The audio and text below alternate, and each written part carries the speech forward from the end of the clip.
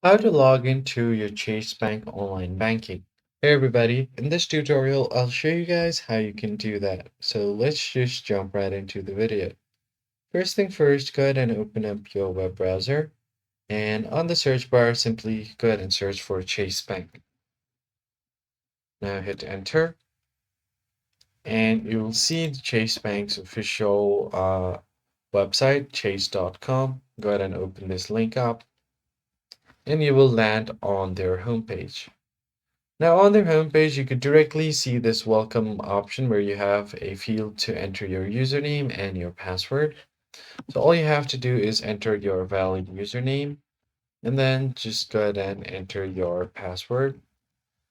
Once you have entered password, if you want to show the password, click on the show option. And if you want the browser to remember your login details so that you don't have to sign in or enter your details every time you try to sign in, click on this remember me button.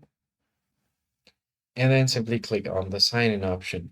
If you're new, you can click on this enroll or sign up button to create a new account on Chase. And in case you've forgotten your username or password, click on this link and it will help you recover your username as well as password. That is pretty much it, guys. I hope this tutorial was helpful to you, and I'll see you on the next one.